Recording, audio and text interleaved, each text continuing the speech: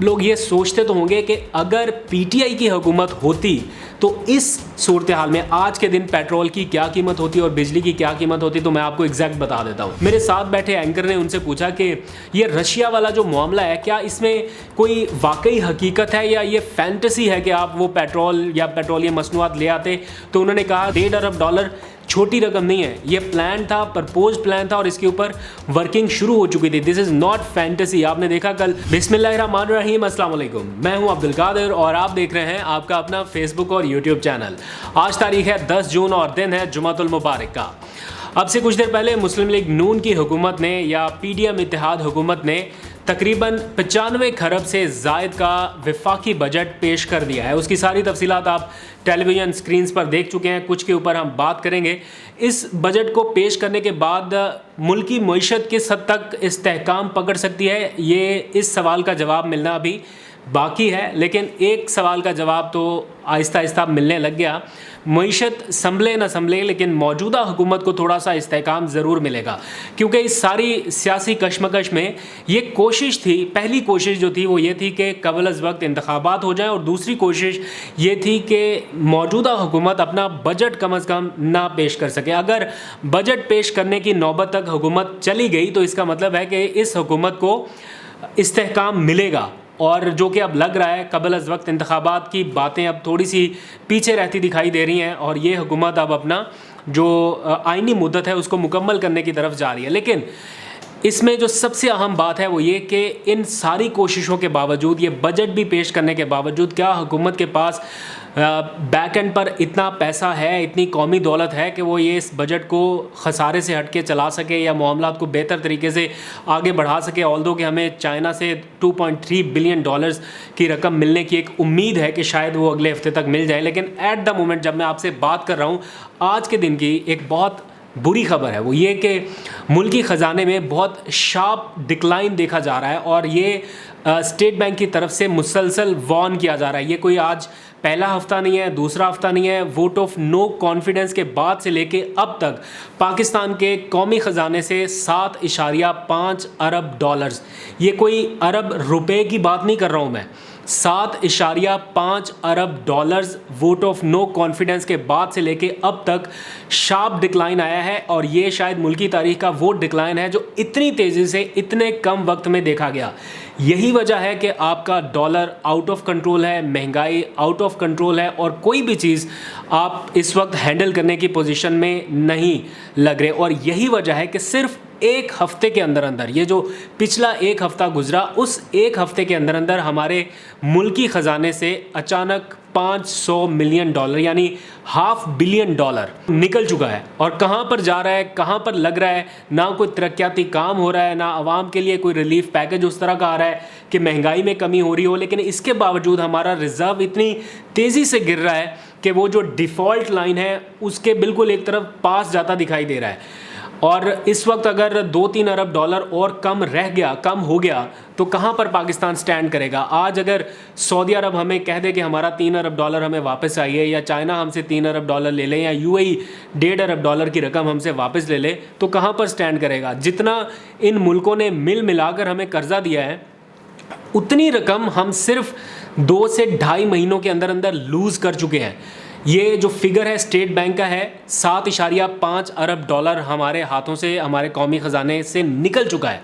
ये बड़ी परेशान कुन बात है। अगर इसी तरह शार्प डिक्लाइन और इतना फास्ट डिक्लाइन रहा तो फिर श्रीलंका वाले हालात की लोग मिसालें देते हैं अभी तक तो, लेकिन ये कहीं रियलिटी में ना बदल जाए, खुदा ना खास्ता, तो बहुत मुश्किल सूरत हाल है। और यही वजह है कि मुस्लिम लीग नून में से भी बहुत सारे लोग जो उनकी सीनियर क़यादत जैसे लोग हैं, वो बड़े इस मुश्किल सूरत हाल से नाराज़ हैं कि ऐसे मुश्किल वक्त में हुकूमत संभालने की क्या ज़रूरत थी। और अब अगर जून जुलाई में कहीं इंतखाबात की डेट अनाउंस करना पड़ गई तो फिर किस मुंह से जाएंगे आवाम के पास, और क्या हमारा वहाँ पर हाल होगा। कुछ अर्सा पहले तक हमारे मुल्की रिज़र्व जो तकरीबन $20 अरब के आसपास आके स्टेबल हो गए थे, बड़ी अच्छी सूरत हाल में थे, वो अब $9 अरब की सतह तक आ चुके हैं। मतलब सिंगल डिजिट में उनका आ जाना ये पाकिस्तान की मईशत के लिए कोई अच्छी बात नहीं है। और आज के ताज़ा तरीन जो अदाद-ओ-शुमार स्टेट बैंक की तरफ से मुझे मौसूल हुए, उसमें लिखा गया है कि 27 मई को $9 अरब 722 मिलियन के रिज़र्व थे हमारे पास,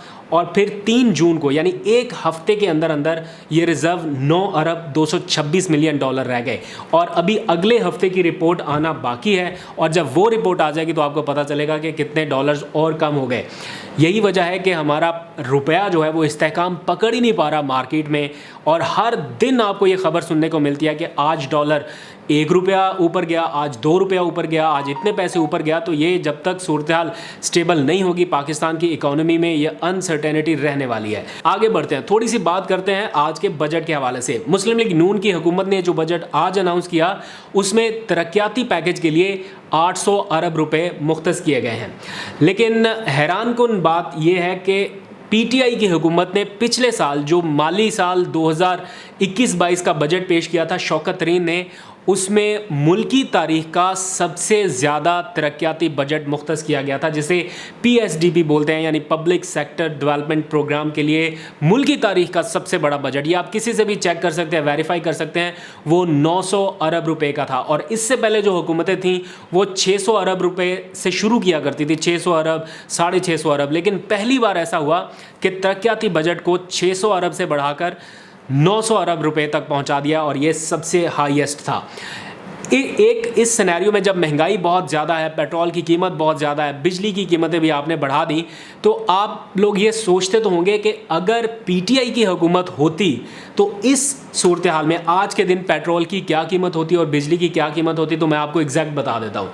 आज हुकूमत की, माफ़ कीजिएगा, पीटीआई हुकूमत की मुआशी टीम के एक बहुत ही अहम और सीनियर रुकन हमारे ARY के ऑफिस तशरीफ़ लाए। उनसे कुछ बातचीत हो रही थी बजट के हवाले से, तो उनसे ये सवाल किया गया कि अगर आपकी हुकूमत आज भी होती तो पेट्रोल और बिजली की कीमत में कितना इजाफा होता। तो उन्होंने बताया कि पेट्रोल की कीमत 170 रुपये फ़ी लीटर तक जाती, जो प्लान था, जिसके बारे में हर चीज़ तय हो चुकी थी IMF के एग्रीमेंट के मुताबिक, दी गई सब्सिडी के मुताबिक और सारी चीज़ों के मुताबिक। आज के दिन तक पेट्रोल की कीमत 170 रुपये फ़ी लीटर होना थी और बिजली की कीमत में सिर्फ 2.5 रुपये का, सिर्फ भी मैं इसलिए कह रहा हूँ कि वैसे तो 2.5 रुपये भी बहुत ज़्यादा इजाफा है, लेकिन इन्होंने, मुस्लिम लीग नून की हुकूमत ने चूँकि 8 रुपये तक का इजाफा कर दिया है, इसलिए उसके मुकाबले में मैं सिर्फ कह रहा हूँ, तो सिर्फ 2.5 रुपये फ़ी यूनिट तक का इजाफा किया जाना था, जो प्लान था, जिसके बारे में हर चीज़, बजट एलोकेशन, हर चीज़ हो चुकी थी। ये पीटीआई हुकूमत की मुआशी टीम के इंतहाई अहम रुकन ने आज बताया कि मैंने उनसे पूछा कि आप 170 रुपये तक पेट्रोल अगर लेके जाते 145 से, तो क्या एकदम से लेके जाते, इतना बड़ा जंप करते? उन्होंने कहा नहीं, हमारा जो प्लान था कि ये मार्च के बाद से, अप्रैल के बाद से हमने इसको 3 रुपये 4 रुपये 3 रुपये 4 रुपये करते करते इसको आगे बढ़ाना था और 170 पे लाके फिर इसको फ्रीज़ कर देना था। और मीनवाइल हमारी रशिया से बातचीत हो रही थी और उस सिलसिले में भी कोई ब्रेक थ्रू हो सकता था। मेरे साथ बैठे एंकर ने उनसे पूछा कि ये रशिया वाला जो मामला है, क्या इसमें कोई वाकई हकीकत है या ये फैंटेसी है कि आप वो पेट्रोल या पेट्रोलियम मसनूआत ले आते? तो उन्होंने कहा जो हमारा प्रपोज डिज़ाइन था या जिसके ऊपर नेगोशिएशन हमने शुरू कर दी थी, हम अगर जो वो, उन्होंने मुझे रकम बताई थी, मेरे अभी एग्जैक्ट माइंड में नहीं है, मैं कहीं आपको गलत ना बता दूं, कि अगर इतनी रकम का हम ऑर्डर कर देते उनको और उसमें से इतना अगर हमें मई तक या अप्रैल तक मिल जाता तो 1.5 अरब डॉलर हम सीधा सीधा बचा सकते थे। 1.5 अरब डॉलर छोटी रकम नहीं है, ये प्लान था, प्रपोज प्लान था और इसके ऊपर वर्किंग शुरू हो चुकी थी। This is not fantasy. आपने देखा कल रूसी ओहदेदार ने टीवी पर आकर बयान दिया कि अगर मौजूदा हुकूमत चाहे तो हम इनको सस्ता तेल दे सकते हैं। तो मौजूदा हुकूमत तो चाह नहीं रही, जो हुकूमत चाहती थी उनको करने नहीं दिया गया। अगर कर लेने दिया जाता तो ये जो हम 60 रुपये महंगा फ़ी लीटर पेट्रोल ले रहे हैं, ये शायद हमें 30% सस्ता भी मिल सकता था। खैर, आगे बढ़ते हैं। दिफा के लिए 1523 अरब रुपये मुख्तस कर दिए गए हैं। सरकारी मुलाजमीन के लिए अच्छी खबर कि उन्हें 15% तक का इजाफा दिया गया। ये अच्छी बात है। पीटीआई की हुकूमत में ये 10% के आसपास रहा। अब अच्छी बात है कि इस महंगाई की वजह से ये 15% तक गया, वरना 10% 15% वैसे अब कुछ रहा नहीं है। इसके साथ साथ बुरी खबर है मोबाइल फ़ोन ख़रीदने वालों के लिए कि 100 रुपये से लेकर 16,000 रुपये तक का टैक्स मोबाइल फ़ोन्स पर भी बढ़ चुका है। और फिर जायदाद की लेन देन और ख़रीदो फरोख्त के ऊपर भी जो कैपिटल गेन टैक्स है या प्रॉपर्टी टैक्स है वो बढ़ाया जा रहा है और अच्छा खासा टैक्स आपको लगेगा अगर अब आपने प्रॉपर्टी ख़रीदनी है। इसके साथ साथ जो महंगी गाड़ियाँ रखने के शौकीन अफराद हैं, 1600 सीसी से ऊपर अगर आपको गाड़ी रखनी है तो उसके ऊपर भी आपको एडवांस टैक्स की मद में अच्छा खासा टीका लगने वाला है।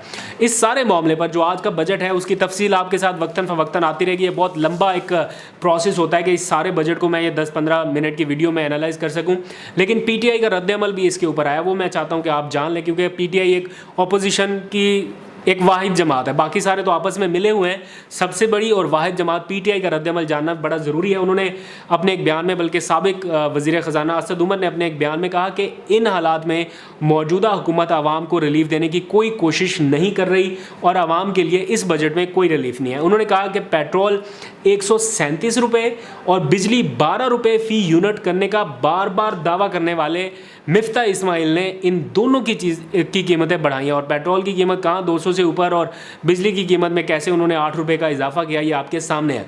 फिर उन्होंने कहा पेट्रोल, गैस, बिजली ये सब महंगा है, जिसका बराह रास्त असर मईशत के ऊपर पड़ेगा और अब पड़ने लग गया है। किस तरह से सीमेंट की सेल के बारे में उन्होंने बताया कि 16% तक उसमें भी डिक्लाइन आ चुका है। ये ताज़ा तरीन आदादोशुमार हैं कि आपको पीटीआई हुकूमत में हम भी बताते थे और ये खुद भी आगे बताते थे कि रिकॉर्ड सेल हो रही है सीमेंट की।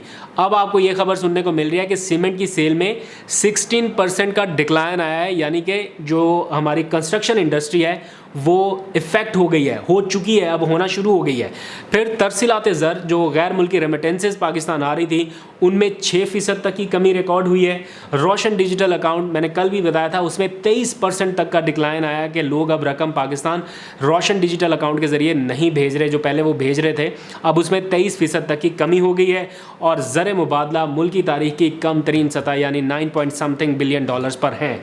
तो ख़तरनाक सूरत हाल है, अलार्मिंग सिचुएशन है। आप लोग अपना फीडबैक ज़रूर दीजिए। आई होप कि अच्छी खबरें आपको सुनाने का जल्द मौका मिले, ये पाकिस्तान की इकॉनमी स्टेबल हो सके। अपने हम असर ममालिक की निस्बत भी हम बहुत पीछे रह गए। बांग्लादेश हमसे बहुत आगे है और भारत के पास जितना रिज़र्व है फिर हम मुकाबला करते हैं, हमारे पास 9 अरब डॉलर है, उनके पास 600 अरब डॉलर का रिज़र्व है। तो मुकाबला करना है तो इस चीज़ में करना है। और बहुत सारी चीज़ें आपको बताने के लिए कल बताऊँगा। आज तक के लिए इतना, अपना बहुत सा ख्याल रखिए। अल्लाह हाफ़िज़।